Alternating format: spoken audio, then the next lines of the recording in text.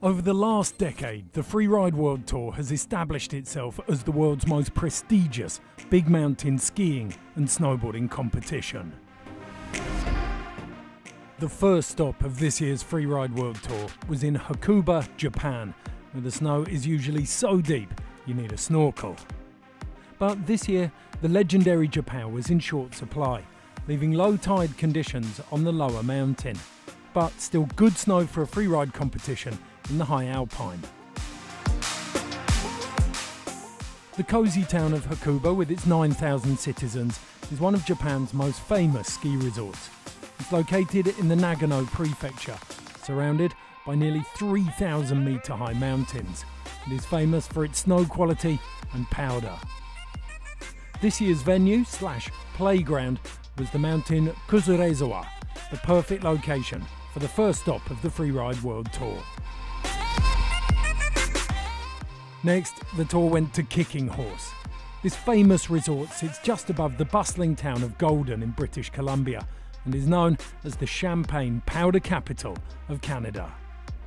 About 3,500 residents live here, and the average annual snowfall at the Alpine Kicking Horse Mountain Resort is 650 centimetres.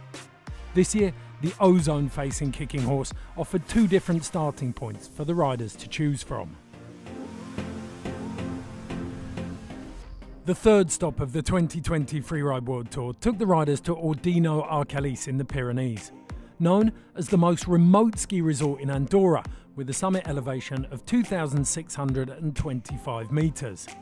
The town of Ordino has a history stretching back to the 9th century, and today it has a population of just over 5,000 people. Andorra is a landlocked sovereign microstate deep in the mountain range of the Pyrenees. These huge rocky summits form the natural border between France and Spain, with peaks reaching nearly 3,500 metres. The face was at Quince Metros, a short, fast descent demanding precision from the riders to link together features. The last stop of the 2020 Freeride World Tour was Fieberbrunn in Austria. It's located in the Austrian district of Tyrol, in the middle of the Pilersee Valley, near the famous town of Kitzbühel and right in the middle of the Kitzbühel Alps. The main event, and also the rerun of the snowboard men's event from Andorra, took place on the Wildseeloder mountain.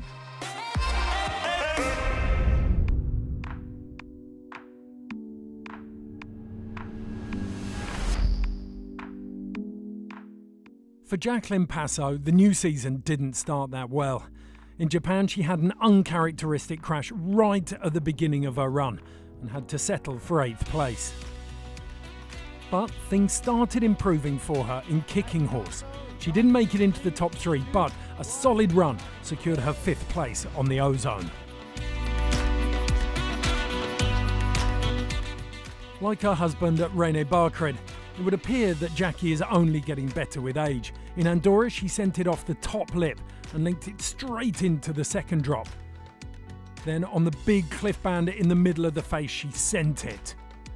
It was another clean run for the American in Ordino Arcalís and her first podium of the season. She was building momentum. She'd been threatening retirement at the end of 2019, but the big mountain specialist has skied fearlessly, and she backed it up with another big line in Fieberbrunn, 2nd place for Jackie Passo in Austria and 3rd in the overall rankings. Hedvig Wessel, the mogul skier who competed in the Winter Olympics in Sochi, has transitioned seamlessly into freeride skiing. In Japan, Wessel opened up with a very solid cliff at the top of the face and then stomped one of the biggest backflips of the season, forcing the judges to reward her with a big score and 1st place in Hakuba. In Canada, all eyes were on the Norwegian in the women's ski category, but it wasn't to be for Wessel in Kicking Horse. A crash saw her slump to 10th. In Andorra, she was looking to make amends for her disappointment. Again, we were treated to an impressive backflip.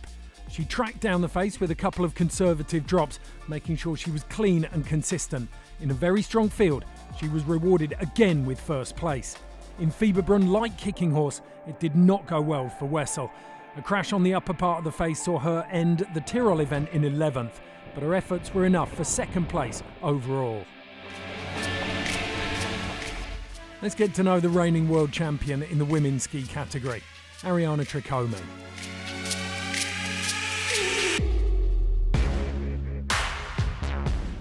My approach to the season, I don't go out with a plan, when I ski I don't tell myself, today I'm gonna drop cliffs. I just go out and usually I just improve because I'm having fun without even realizing, and I see an improvement from winter to winter, so I just guess I stay with the fun and see what happens.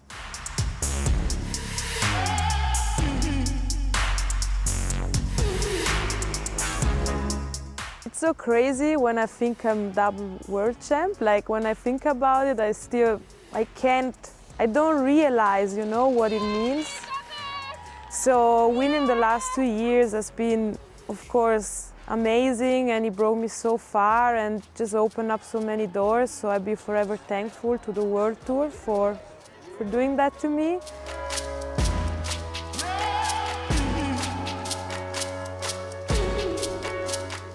Everyone is like telling me, oh yeah, get the triple. I'd love to. I mean, I can't lie, it'd be awesome to get the triple. I do my best. I might try to send it a little more because I know I could, and I don't want to get stuck on thinking about judging and points too much, but just enjoy myself and progress as a skier and as a person. Expectations were high for the double reigning world champion, but she kicked off the season in Hakuba with some very tidy and stylish skiing. Showcasing her trademark 360 in the middle of the face, it was good enough for second. In Canada, her confidence was again proved by her relaxed skiing. She threw another 360, and that would in the end prove to be the difference for the Italian, claiming another second place.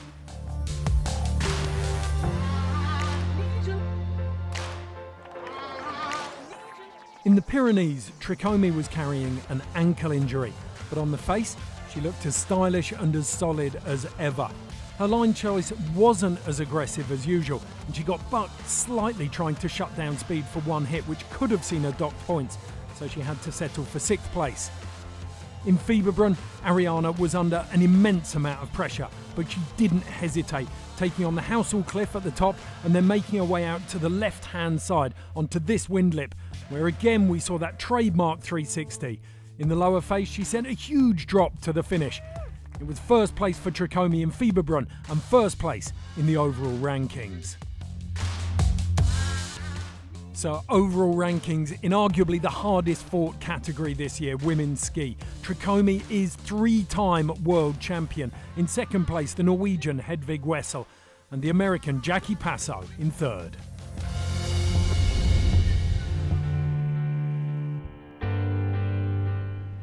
Before we look at the top 3 in the men's ski competition, let's have a chat with the 2018 world champion.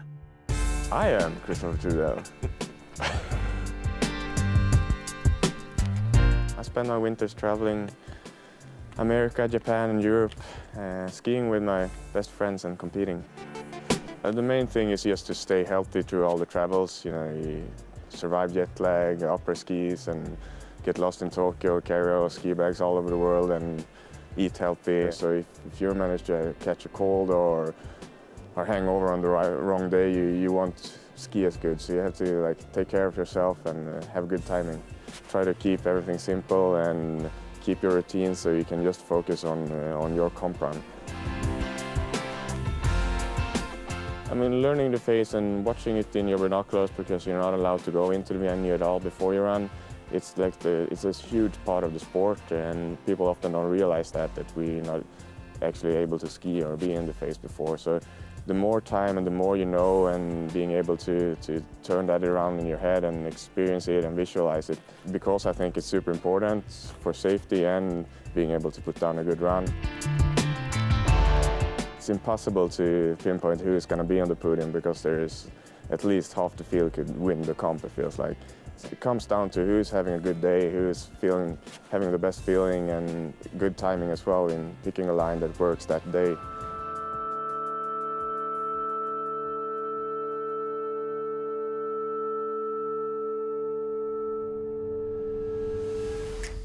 Andrew Pollard was Rookie of the Year with a 4th place finish overall in 2019. He opened his account in Japan with a fast, solid run. He stomped some sizable cliffs in Hakuba and was rewarded with a 4th place. Pollard had proved he'd picked up in 2020 where he left off in 2019. Now he needed to back that up. He launched his first cliff in Kicking Horse and then showed the rest of the face a clean set of heels, 3rd place in Canada. Pollard then opened up in Andorra with a stylish 360 and doubled into a drop to stay consistent and claim 6th position. But it wasn't to be for Pollard in Fieberbrunn. Another strong 360 and 2 huge jumps, but it would only be enough for 9th place on the Wildsee loader for the American. Still, his consistency meant he took 3rd place in the overall rankings. Buddy.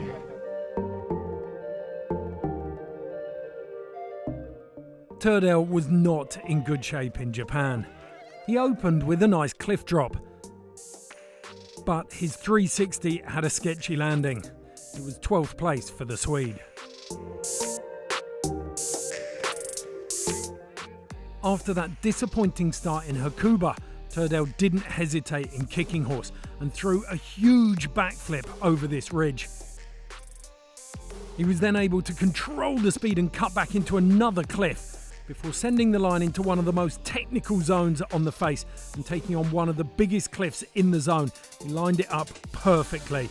There could be absolutely no doubt in the judge's mind who would take the win in the men's ski category.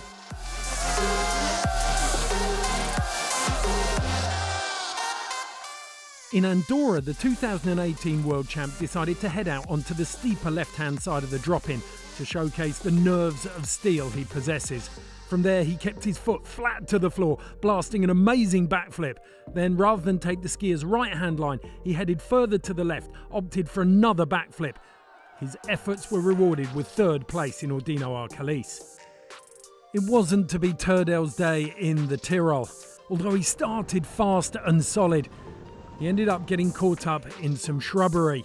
It was a costly mistake, which would see him finish in 17th place. But due to the cancellation of the Verbier event, Turdell found himself on the podium. 2nd place overall for the Swede.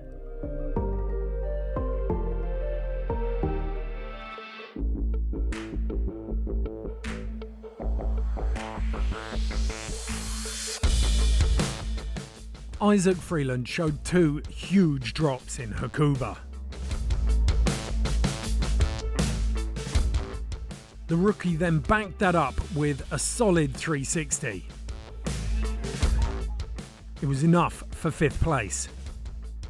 In Kicking Horse, Freeland opened up with another solid cliff, followed by a stylish 360. A fast run, but only good enough for 11th.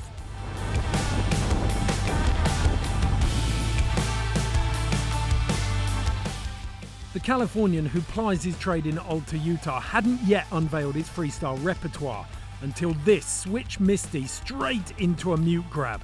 He then backed up that stunning top section with a very fast midsection. A strong run from Freeland and a statement of intent worth 2nd place in Andorra. Freeland had proved his freestyle credentials. Fieberbrunn would be a completely different test though. It's now the turn of his big mountain skills. He opened with the 360 and redirected instantly off the Househall cliff. Then he controlled his speed perfectly on the traverse, managing another 360 off the windlip. He then hit the gas as if he hadn't already, claiming 2nd place in Fieberbrunn and the Freeride World Tour Championship for 2020.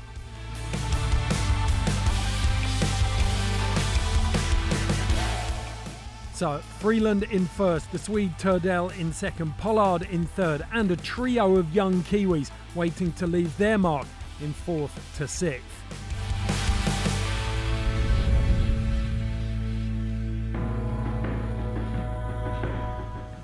Montana raised, but currently residing in Oregon. Erica Vikander, aka the Viking, was very strong in her Hakuba run.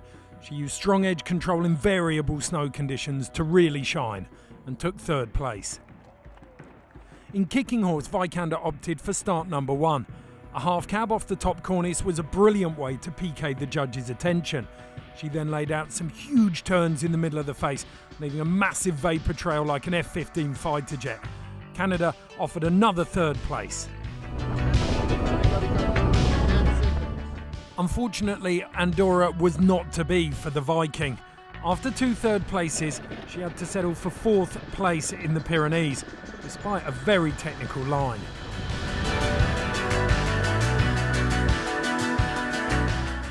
In Austria, Vikander used her trademark style and got stuck into some big turns. She even flashed out a method and then followed that up with a frontside air into some of the deepest snow on the face. It was another solid run, and 3rd place in Austria also secured 3rd place in the overall ranking. Australian rookie Michaela Davis-Meehan knew that some of the big guns were out for 2020, so it was her chance to leave her mark at her first ever Freeride World Tour event. She started strong in Japan with a solid run and was rewarded with 2nd place in Hakuba. In Canada, it was disappointment for Davis-Meehan, 5th place, but it only served to fire her up for Andorra. In Ordino Arcalis, the slopestyle rider turned freerider went into her line and popped straight off a rock, which really impressed the judges and turned heads amongst the spectators. Some solid turns all the way down into the finish, and the judges rewarded the rookie with 1st place. In Fieberbrunn, the Australian got stuck into one of the most exposed areas of the Wildsee loader. Her line score was maxed out after blasting through the steepest section of the face, and a beautiful method off this drop, 2nd in Fieberbrunn and 2nd overall. Reigning world champion Marianne Haerty got a perfect score of 10,000 from last year's tour. In Hakuba, she opened once again with fast, solid riding all the way down. Confident grabs and good flow, all trademarks of Haerty's riding. The judges rewarding her with 1st place. It's no understatement to say that Marianne Haerty is in a class of her own in the women's snowboard category. In Canada, she took on 3 big features on the ozone face and left the rest of the field in her wake. Another 1st place for Haerty. In Ordino Arcalis, she started her run in a very strong position, taking on one of the steepest and most exposed areas of the face. But from here, you could say it wasn't the same aggressive run that we're used to seeing from the Frenchwoman. It was the first chink we saw in her armour, and she had to settle for 3rd. In the Tyrol, she was back to winning ways, and she set out of the gate aggressively and didn't hesitate in airing the most critical section of the face. She then controlled her speed in what was a masterclass in freeride snowboarding. Haerty then found a monster step down, yet another solid run and yet another title. World champion in 2020 for Marianne Haerty.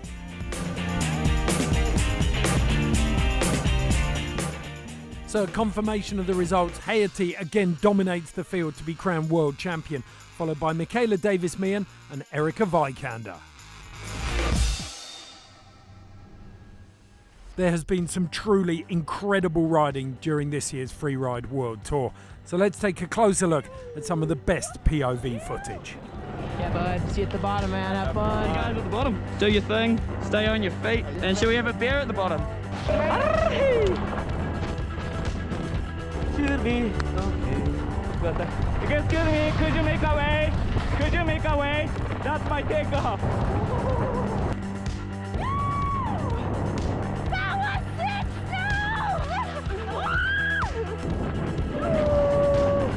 Yeah, boys! Ah! Finally landed one! Yeah!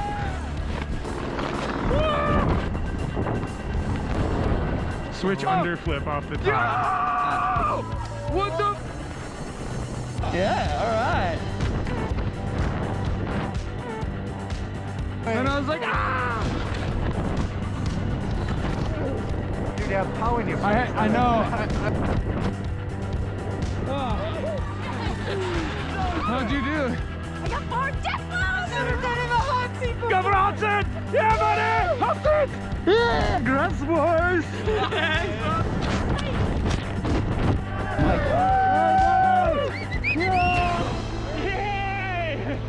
Come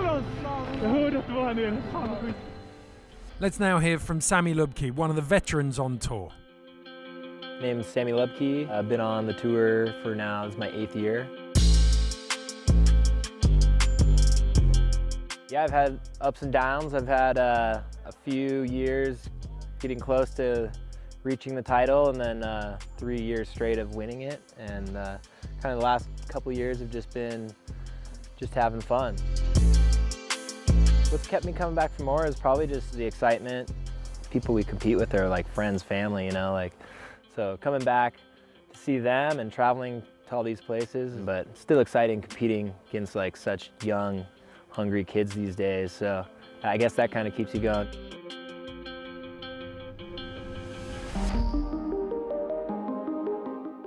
Sammy opened in Hakuba with a packed top section and floated into the mid part of the face where his board control came to the fore. Working his way across the big spine, he threw a frontside 360 and then looked for a transfer with this stalefish grab. Unfortunately, a big ice ball in the landing proved to be his undoing. It was 4th place in Japan. Sammy Lubke is one of the most experienced snowboarders on the Freeride World Tour. And he knew this kicking horse face better than most. And with a very clean run, he earned himself 2nd place. In the rerun of Andorra, which took place in Fieberbrunn, Lubke opened with a sweet backside 360.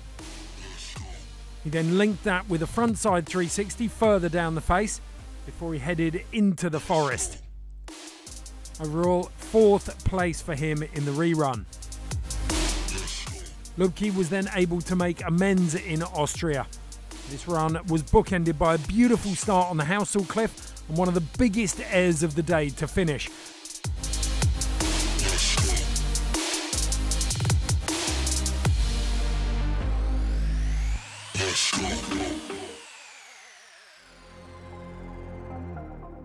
Victor De La Rue is part of a very impressive snowboarding dynasty, but he set about making his own legacy.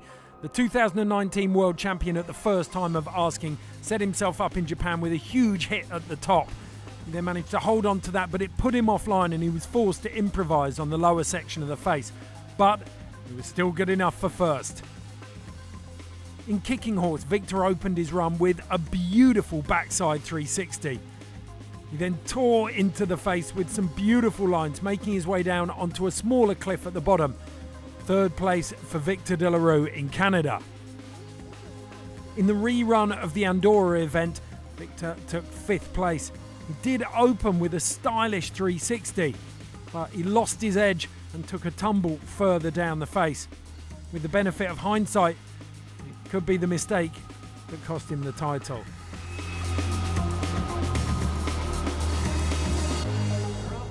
Victor just couldn't find his mojo on the Wildsee-Loader face that day.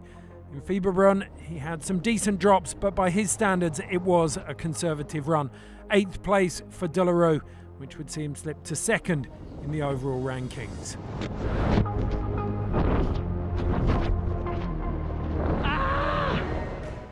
American Nils Mindnik blew up on the freestyle scene with his brother Hans in 2012. Since then, he's steadily been building his backcountry credentials, and he proved them capably on the face here in Hakuba. A beautiful backside 360 in the middle of the face, followed by a couple of technical drops, and 2nd place for the rookie in Japan. In kicking horse, Mindnik showed a fast and solid run, but couldn't impress the judges. Instead, he had to settle for 6th place in Canada. In the rerunning of the Andorra Snowboard Men's Contest in Fieberbrunn, Nils Mindnik opened up with a beautiful frontside 360. That was then backed up with a rotation in the opposite direction, a backside 360. Slight backseat landing, but he put a full stop on the run with this huge backside air to finish. And finally, Mindnik claimed his maiden victory on the Freeride World Tour. There is no doubt that the Wildsee-Loader face seems to lend itself to Mindnik's style of riding, as he looked so comfortable. In the Fieberbrunn event proper, he opened up with another frontside 360. He then got into some big mountain turns, but it was this, a shifty late backside 180 that really defined his run. Rode switch, and then another frontside 360, A very, very impressive day for Niels Mindnik. 2 wins and first overall in the rankings. So those 2 wins in one day secured Niels Mindnik the overall title in 2020. Victor De La Rue in second and the veteran Sami Lubke in third.